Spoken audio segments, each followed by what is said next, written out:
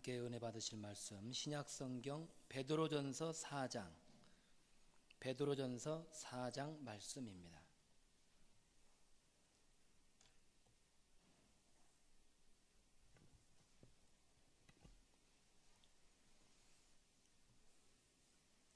신약성경 381조 베드로전서 4장 7절 말씀을 우리 함께 크게 읽겠습니다. 시작. 만물의 마지막이 가까이 왔으니 그러므로 너희는 정신을 차리고 근신하여 기도하라. 아멘. 짧은 말씀이니까 한 번 더 읽습니다. 시작. 만물의 마지막이 가까이 왔으니 그러므로 너희는 정신을 차리고 근신하여 기도하라. 아멘. 지난주에 말씀드린 대로 영혼 구원을 위한 두 번째 말씀으로 기도해야 합니다. 기도해야 합니다. 이런 제목으로 함께 은혜를 나누겠습니다. 지난주 오후 예배 때 저의 설교 때 첫 번째 우리가 함께 외쳤던 문장을 혹시 기억하십니까? 그 외침은 바로 겸손하지 않으면 망합니다. 할렐루야. 그리고 뒤이어서 우리는 이렇게 또 외쳤습니다. 겸손하면 부흥합니다. 할렐루야. 그런데 여러분, 참 아이러니하게도 제가 조금 전 겸손하면 부흥합니다 라는 말과 더불어서 우리가 할렐루야 하니까 아멘을 크게 하시는 거예요. 좋은 거, 겸손하면 부흥합니다 이러니까 크게 아멘 하신단 말이죠. 그런데 반대로 먼저 외쳤던 기도하지 않으면 망합니다. 할렐루야. 거기에 대해서는 아멘이 저도 모르게 우리도 모르게 아멘 소리가 크게 나오지 않습니다. 아멘이 작아지게 됩니다. 저도 마찬가지입니다. 여하튼 우리 인간들은 자신도 모르게 흥하는 거, 복 받는 거 거기에 대해서는 크게 아멘을 합니다. 반대로 망하는 것, 실패하는 것에 대해서는 갑자기 벙어리가 되고 맙니다. 그러나 저와 여러분들이 분명하게 기억해야 할 점이 있습니다. 그것은 겸손하면 부흥하는 사실을 인정한다는 것은 더불어서 겸손하지 않으면 망한다는 것도 인정하는 것입니다. 오늘도 제가 설교를 시작하면서 저를 따라서 하실 문장이 있는데 한번 따라서 하겠습니다. 기도하면 부흥합니다. 아멘. 지난주에는 반대로 겸손하지 않으면 망한다는 것을 먼저 했는데 오늘은 기도하면 부흥합니다. 아멘. 한 번 더 따라 하겠습니다. 기도하지 않으면 망합니다. 이제는 제가 앞에 선창을 할 테니까 여러분은 아멘을 크게 하시는 거예요. 하실 수 있겠죠? 기도하지 않으면 망합니다. 기도하지 않으면 망합니다. 기도하지 않으면 망하는 거예요. 기도하지 않으면 망하는 것. 그 사실을 인정하는 것은 기도하면 부흥한다는 것을 인정하는 것이라고 했습니다. 여러분, 공부할 때는 공부해야 합니다. 노력해야 할 때 반드시 노력을 해야 합니다. 인간의 육체가 피곤해서 잠이 오면 졸리면 잠을 자야 합니다. 모든 만사에는 적절한 때가 있다는 것입니다. 구약성경 전도서 3장 1절부터 8절까지의 말씀에 보면 이렇게 기록하고 있습니다. 우리 함께 본문에 나오는 것처럼 나오실 수 있을까요? 화면에. 자, 우리 같이 한번 3장 1절부터 8절까지 크게 읽습니다. 시작. 범사에 기한이 있고 천하 만사가 다 때가 있나니 날 때가 있고 죽을 때가 있으며 심을 때가 있고 심은 것을 뽑을 때가 있으며 죽일 때가 있고 치료할 때가 있으며 할 때가 있고 세울 때가 있으며 울 때가 있고 웃을 때가 있으며 슬퍼할 때가 있고 춤출 때가 있으며 돌을 던져버릴 때가 있고 돌을 거둘 때가 있으며 안을 때가 있고 않는 일을 멀리 할 때가 있으며 찾을 때가 있고 잃을 때가 있으며 지킬 때가 있고 버릴 때가 있으며 찢을 때가 있고 꿰맬 때가 있으며 잠잠할 때가 있고 말할 때가 있으며 사랑할 때가 있고 미워할 때가 있으며 전쟁할 때가 있고 평화할 때가 있느니라. 아멘. 긴 말씀을 아주 잘 읽으셨습니다. 말씀을 읽으실 때는 크게 읽으셔야 돼요. 함께 읽었던 전도서 3장 1절부터 8절까지의 말씀의 핵심은 무엇이냐? 초등학생들도 다 알 법한 그런 질문입니다. 그렇습니다. 모든 일에는 다 때가 있다는 거예요. 무엇이 있다고요? 때가 있대요. 네, 맞습니다. 때가 있습니다. 이와 마찬가지로 오늘 저는 여러분에게 아주 간곡하게 부탁드리는 요청이 있습니다. 사랑하는 성도 여러분, 사랑하는 우리 꿈사랑의 교회 모든 성도 여러분, 기도해야 합니다. 기도해야 합니다. 기도해야 할 때 반드시 기도해야 합니다. 여러분, 그때가 바로 지금입니다. 바로 지금입니다.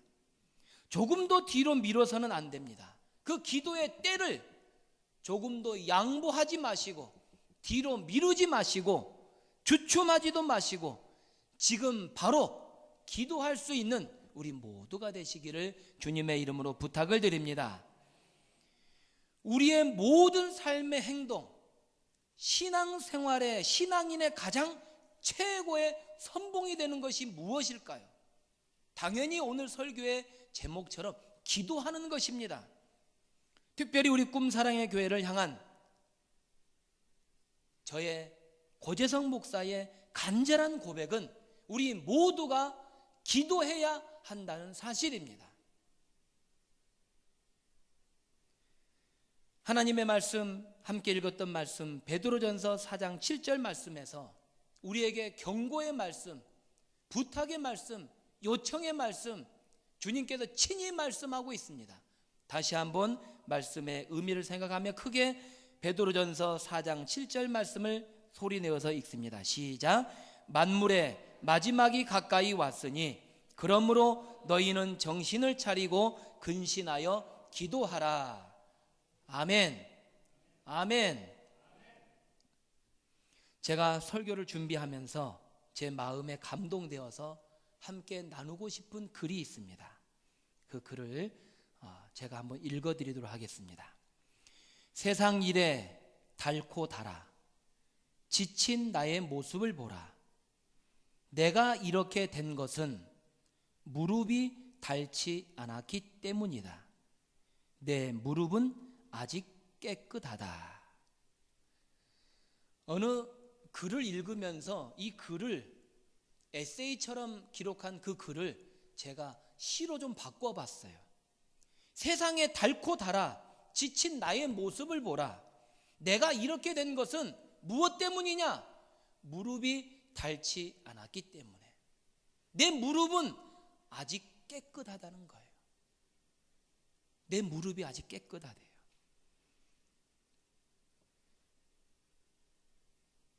이 글을 읽으면서 아직까지도 제 마음이 뭉클하기만 합니다. 왜일까요? 왜 제 마음이 뭉클할까요? 그 이유는 간단합니다. 그 이유가 복잡하지 않습니다. 제가 기도하지 않기 때문에. 아직 저의 무릎은 깨끗하기 때문에 그 글을 읽으면서 내 무릎이 아직 깨끗하구나. 함께 기도해야 된다고 선포를 하면서 그렇게 알고 있으면서 왜 기도의 시간이 점점 줄어드는가? 하나님 앞에 기도하는 시간을 더 많이 드려도 부족할 텐데 내가 이것 때문에 바쁘고 저것 때문에 바쁘고 피곤하고 힘들고 여러 가지의 이유 때문에 기도의 시간이 짧았다는 거예요. 저의 무릎이 아직 깨끗하다는 것입니다. 어떤 분들은 이 시간에 제가 기도하라고 선포하니까 고 목사가 또 하나의 숙제를 나에게 주는구나, 이렇게 생각하시는 분들이 혹시 계십니다. 그런데 맞습니다. 제가 기도하라고 선포하는 것은 우리들에게 주는 영적인 숙제요, 영적인 부담감입니다. 저 말은 나들으라고 하는 소리네. 맞아요. 그 말이 틀린 말이 아니에요. 바로 여러분들 한 사람 한 사람 저를 향해서 나들으라고 하는 소리네. 맞아요. 틀리지 않다니까요. 절대 틀린 말이 아닙니다.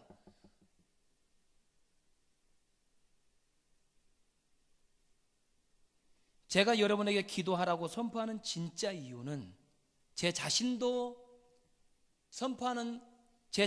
연약하고 부족하기만 한 존재이지만 우리 꿈사랑의 교회 온 성도님들이 조금만 더욱더 힘써서 기도하는 자리에 나오기 위해서 노력하는 모습을 보고 싶다는 것입니다.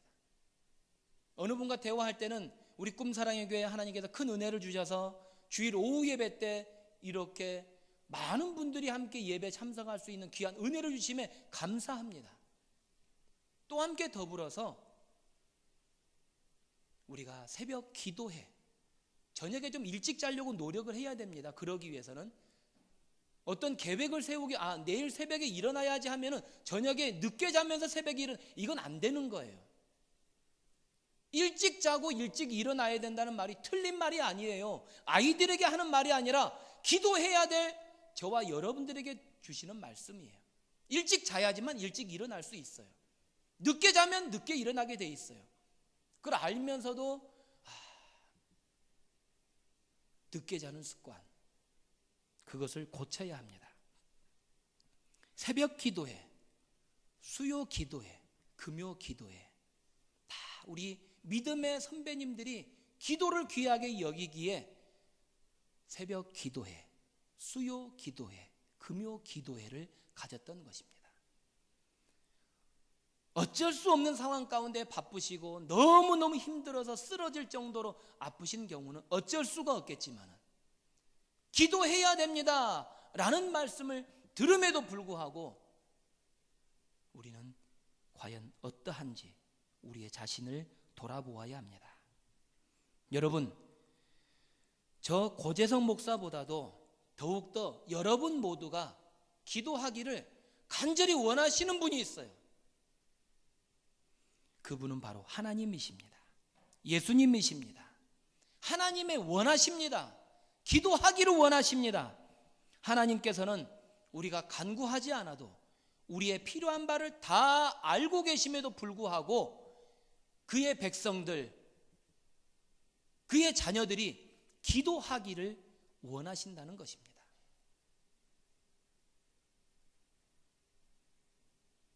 하나님께서는 저와 여러분들이, 특별히 우리 꿈사랑의 교회 온 성도님들이 기도하기를 원하시는데 그에 맞게끔 저와 여러분들이 기도하는데 앞장설 수 있기를 주님의 이름으로 부탁을 드립니다. 사랑하는 꿈사랑의 성도들이여, 진정으로 간절히 원합니다. 절대 기도 쉬는 죄를 범치 않으시기를 간절히 원합니다. 우리 함께 하나님의 말씀 사무엘상 12장 23절의 말씀을 같이 한번 읽겠습니다. 시작. 나는 너희를 위하여 기도하기를 쉬는 죄를 여호와 앞에 결단코 범죄치 아니하고 선하고 의로운 길을 너희에게 가르칠 것인즉. 아멘.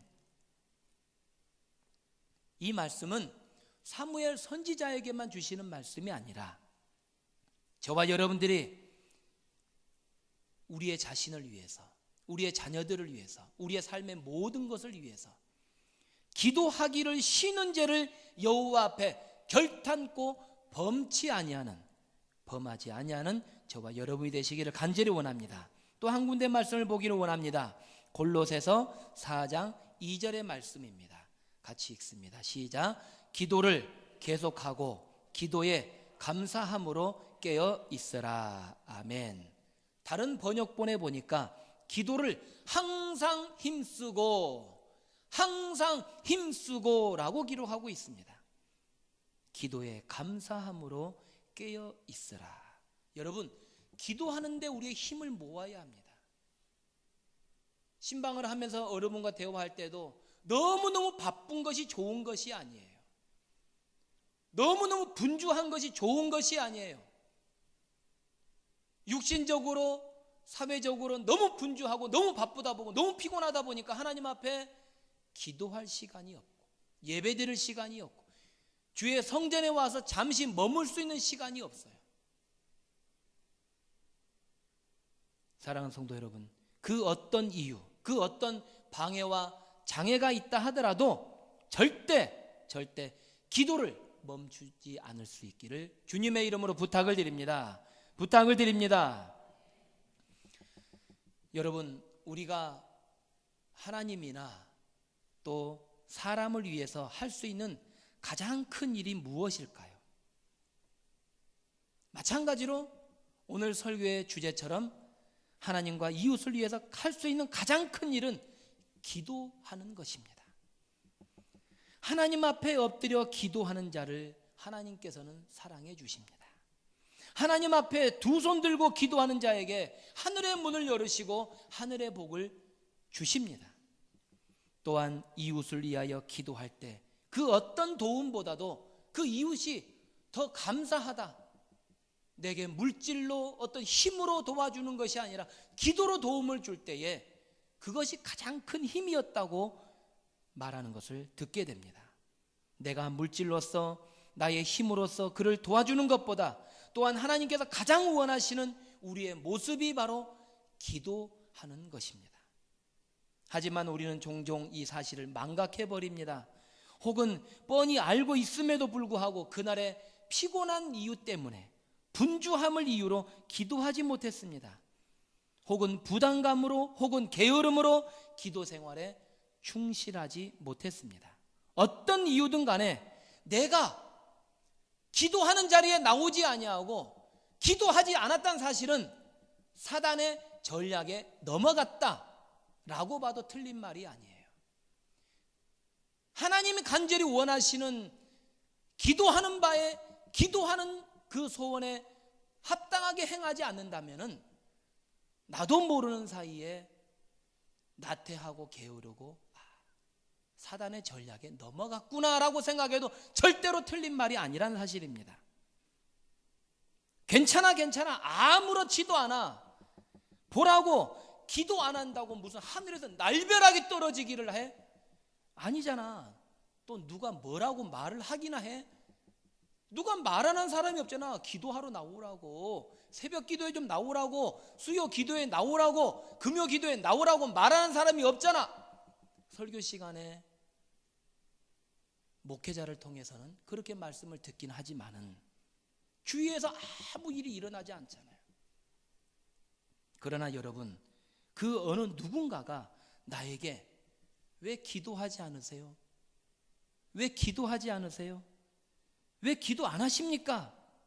라는 그 말을 말해주지 않는다면 심각한 문제예요. 그 사실 자체가 문제라는 거예요.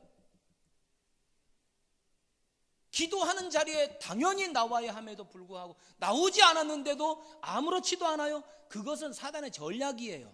누가 감히 나에게 말을 해? 그 어느 누가 나에게 그런 말을 함부로 하면 내가 기분이 좋을 것 같아? 직설적으로 말씀을 드리는 것입니다. 기도하는 자리에 나오라고 말하면 누가 좋을 것 같아? 누가 안 나가고 싶어서 안 나가는 줄 알아? 라고 말할 수도 있겠죠.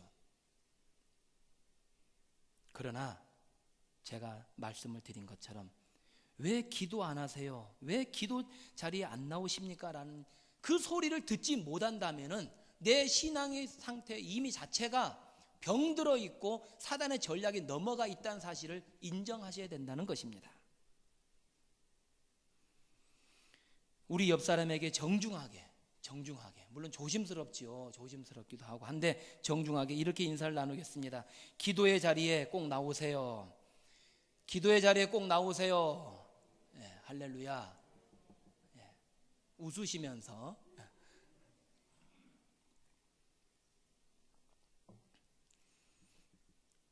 제자리가 아니면 잡초가 된다. 제자리가 아니면 잡초가 된다라는 그런 제목의 글을 읽었습니다. 고려대학교 강병화 교수가 17년간 동안이나 전국을 혼자 돌아다니면서 야생 들풀들을 채집을 했어요. 야생 들풀을 채집을 했습니다. 그런데 그 수가 무려 100과 4,439종의 씨앗을 모았습니다. 그리고 토종 들풀 종자 은행이라는 그 은행을 세웠습니다. 종자들만 모아놓은 은행을 세운 거예요. 여러분, 한 사람이 분명한 뜻을 세우고 아무도 돌아보지 않는 그 잡초들의 씨앗을 받기 위해서 청춘을 다 바쳤다는 그 사실 자체만으로도 고맙고 자랑스러운 일입니다. 그런데 그보다도 기사의 끝에 실린 말이 저의 가슴에 와 닿습니다. 그 글이 무엇이냐? 엄밀한 의미에서 잡초는 없습니다. 밀밭에 벼가 나면 잡초입니다. 보리밭에 밀이 나면 그것 또한 잡초입니다. 상황에 따라 잡초가 되는 것이죠. 산삼도 원래 잡초였을 것입니다. 좀 이해가 되십니까? 여러분, 상황에 따라 잡초가 된다. 이 얼마나 의미심장한 말입니까? 사람도 한 가지라고 생각합니다.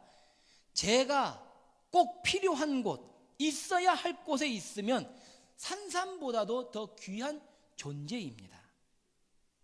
뻗어야 할 자리가 아닌데 다리를 뻗고 그 자리에 있으면 밉상 잡초가 되는 것입니다.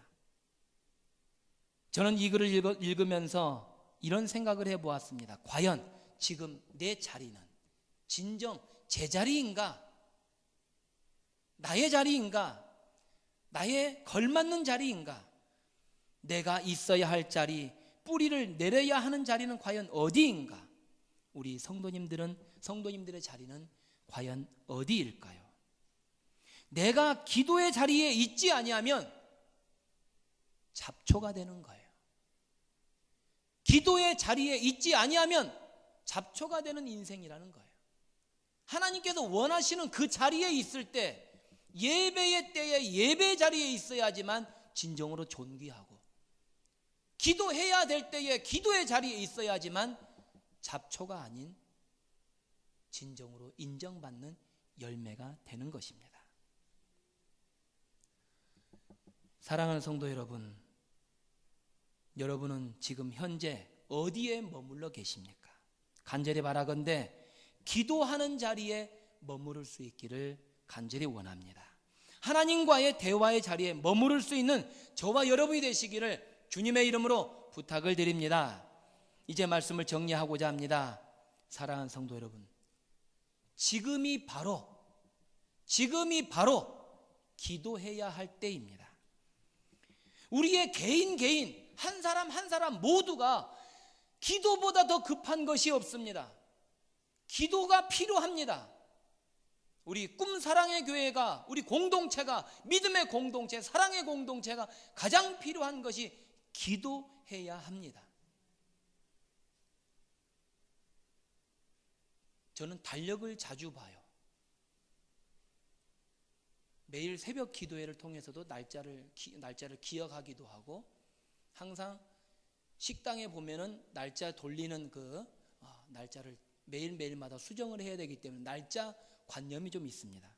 여러분, 2014년 3월, 이제 곧 다가오는 3월 13일이 무슨 날인지 아세요? 다른 많은 의미 있는 날이 있습니다. 그런데 저의 집에, 숙소에 있는 달력에 보니까 13일이 이전해 왔던 날이에요. 3월 13일이 모든 짐을 다 옮겼던 때가 목요일입니다. 그리고 3월 16일 주일날에 담임 목사님께서 이곳에서 선포를 하시며 처음으로 예배를 드렸던 그러한 때입니다. 1년이란 세월이 지났습니다. 우리의 마음은 어떻습니까? 오늘 이 시간에 부족한 자를 통해서 전해받은 그 말씀, 기도해야 합니다. 기도가 필요합니다. 기도의 자리에 있어야 합니다. 그 말을 잊어버리지 말고, 항상 저희 아버님께서 항상 하시는 말씀, 한 귀로 듣고 한 귀로 흘리지 말고, 한 귀로 듣고 한 귀로 흘리지 않았다면, 내 마음에 있다면 기도의 자리에 나오면 되는 거예요. 기도의 자리에 나오지만 않기만 해요. 하나님께서 하늘의 문을 여시고 그냥 거기까지 하겠습니다. 기도의 때를 계속해서 미루는 잘못된 습관을 버리시기를 바랍니다. 여러분, 기도의 때를 다음으로 미루지 마세요. 다음으로 미루지 마세요. 그 잘못된 습관을 버리시기를 바랍니다. 끝으로 저를 따라서 하시고 오늘의 말씀을 맺고자 합니다. 한번 따라하겠습니다. 지금은 기도해야 합니다. 지금은 기도해야 할 때입니다. 할렐루야. 아멘. 한 번만 더 따라하겠습니다. 기도의 자리에 나오겠습니다. 하나님과 약속하시는 거예요. 하나님과 약속하시는 거예요. 아멘. 할렐루야. 하나님이 약속했습니다. 그래. 우리 처음 온 친구예요, 오늘. 이건 아주 감동으로 받아야 돼요. 10년, 20년 다녀도 뭐예요?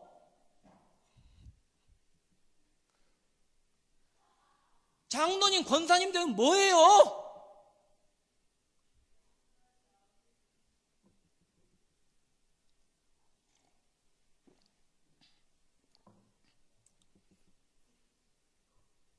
하나님의 음성으로 듣고, 우리 처음 온 친구가, 김석경 친구가 하나님 기도의 자리에 나오겠습니다 그러죠. 하나님이 저 영혼을 더 사랑하시겠습니까? 누구를 더 사랑하시겠습니까? 알 건 알잖아요. 그것이 정답이에요. 기도의 자리에 나오겠다고 서원하고, 기도의 자리에 나오겠다고 힘들고 지치고 힘들지만은 나오겠다고 입술로 고백하는 그 자를 더 사랑하셔요. 설교를 준비하면서 알곡과 쭉정이에 대한 비유가 많이 생각이 납니다. 과연 하나님께서 바람을 부으실 때 남을 수 있는 알곡이 얼마나 될까? 기도하는 알곡이 얼마나 될까? 하나님의 말씀 앞에 순종하는 알곡이 얼마나 될까? 과연 나의 모습, 지금은 나의 모습이 어떠한가? 돌아볼 수 있는 이 시간 되시기를 주님의 이름으로 부탁을 드립니다. 하나님 아버지 감사합니다. 하나님께서 간절히 원하시는 기도의